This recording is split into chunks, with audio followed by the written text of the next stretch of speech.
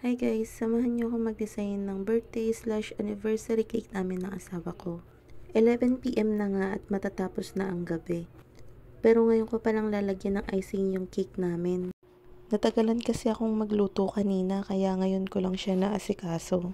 Naglagay lang pala ako ng red rosette sa bawat gilid ng cake.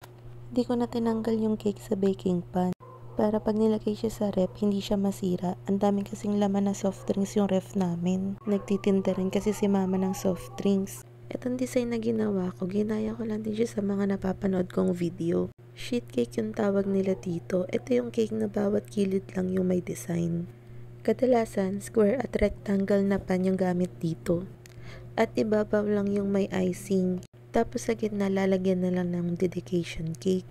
Dito talaga ako nahahassle guys sa pagsusulat sa cake. Nakailang ulit nga ako dyan at akala ko okay na. Pero di ko napansin na mali pala yung spelling ko sa anniversary. Inaantok na rin kasi ako dyan kasi mag-aalas 12 na. Nagdadalawang isip pa nga ako kung ipopost ko tong video na to. Kaso nangihinayang ako kung hindi ko siya ipopost kaya igugo ko pa rin to. Sayang din kasi yung memories. Tsaka babawi na lang ako sa susunod. No bashing and thank you for watching. At eto na guys yung finished product niya.